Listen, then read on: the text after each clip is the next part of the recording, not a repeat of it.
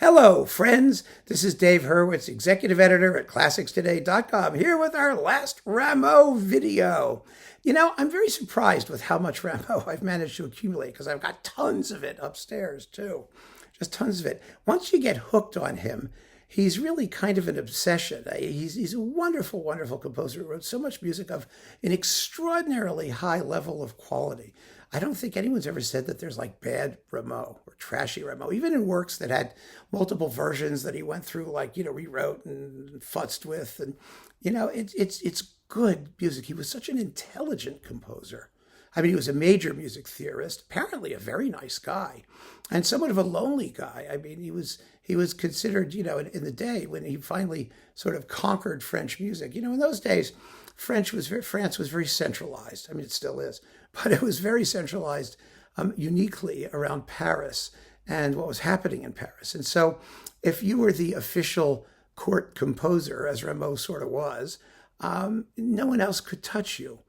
And you were really very isolated. And there's a wonderful story about meeting him, other composers being afraid to meet him because he was so illustrious, in his period. They went up and finally had the nuts, got the nuts, the nerves, whatever, the balls to talk to him. And he turned out to be really very nice. Somebody who would have enjoyed having more regular conversation. He was really quite an extraordinary genius. He was. And we have this last large clump of Rameau stuff to get through. So let us begin with Les Indes galantes, suites for orchestra. Now, what is Les Indes galantes? It's sort of hard to describe.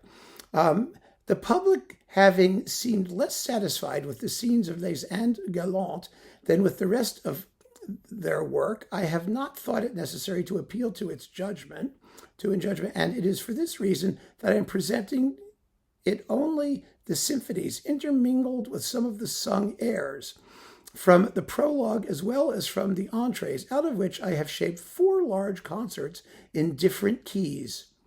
Well, there you go. In other words, it was an opera-ballet is what it was. It was a ballet with songs, and it had 4 big acts, and each of them was about another primitive culture.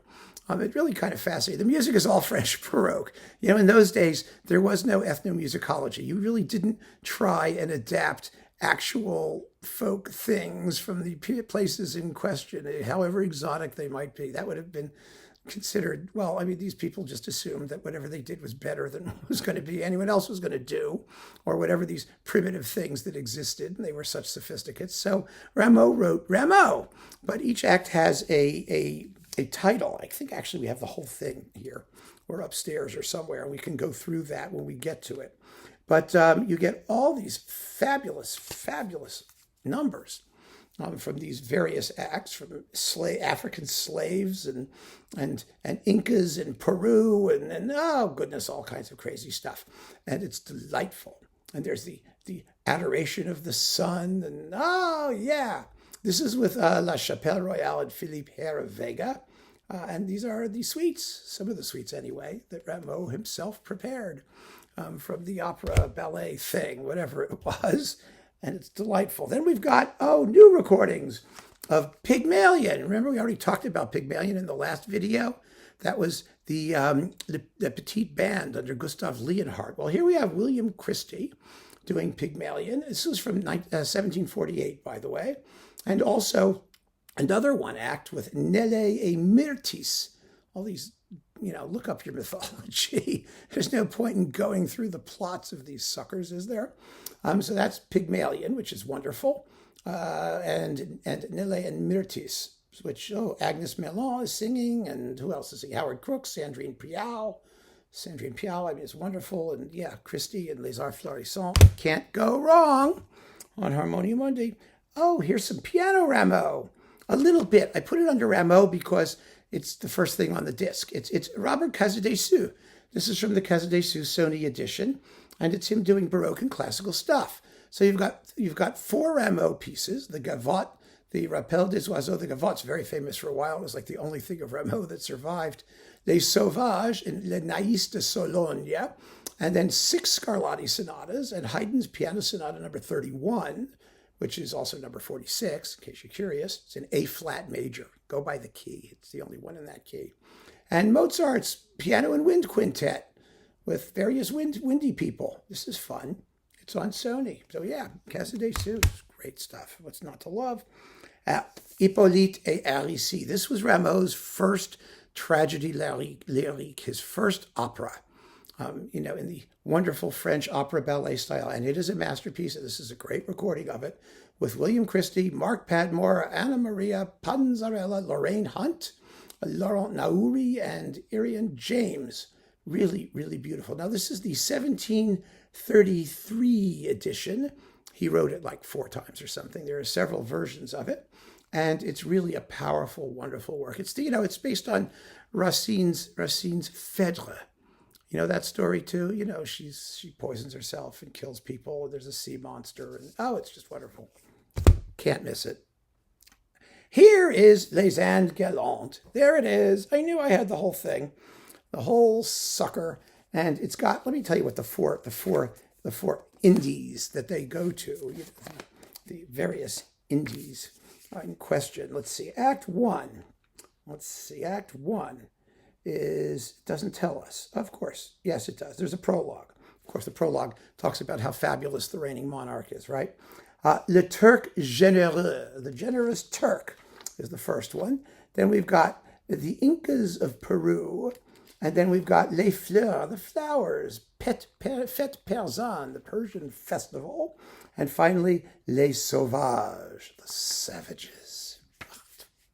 It's a ballet thing with dancing and stuff, but it has nothing to do with the actual places in question in terms of the musical substance, although Rameau does differentiate. I mean, he does separate them out, but you don't hear Peruvian music or South American primitivist stuff. There's no rite of spring floating through here, but it's wonderful. It's just wonderful music. So that's the whole thing, or get that suite from Les Indes galantes that Rameau arranged from it, which is quite splendid. Then we've got, let's see, Les Fêtes d'Hebe. Yeah, good old Hebe's Festival. It's an opera ballet in a prologue and 3 acts. And you've got all kinds of people singing and dancing. Do we need to know more by now? Do you know your MO? I think you're good. This is with Les Arts Florissants and some terrific singers, and they all know how to do it. So that's all we need to know. And then what's this stuff? Suites from Dardanus and the Temple de la Gloire with Tafelmusik under Jean Lamont on CBC Records. A very nice recording of orchestral music from those 2 works. We've talked about them before now, so we don't need to go in. Then we've got the Pièce de Clavecin en Concert. Yes, indeedy. This is with violin or flute and a viola or a second violin. That's what they're for. And this is with Franz Bruggen and the Kuiken brothers, Sigiswald and Wieland, and Gustav Leonhardt on Teldec, which is now Warner, which is now I don't know what it is now. But Das Alte Werk, this was, back in the day, this was really hot new stuff. And this was recorded in 1971, the dawn of time, from the period instrument point of view. There have been many recordings of this stuff since, but I've always hung on to that one because it was my first and I'm sentimentally attached to it. And then we've got Anacleon. Yes, the ballet in 1 act, taken from the opera-ballet Les Surprises d'Amour. I guess it got popular separately. So there it is, 41 minutes of deliciousness. And then Le Berger Fidèle, which is a cantata for the faithful shepherd for 1 voice with orchestra. That's not well known at all. This is with Mark Minkowski and the Musiciens du Louvre. That's a 15-minute little cantata thing. It's delicious. And with that, I like this. This is really a nice disc. We come to the end of Rameau in Random Reviews from the Overflow room. So keep on listening, friends. Thanks so much for joining me. Take care.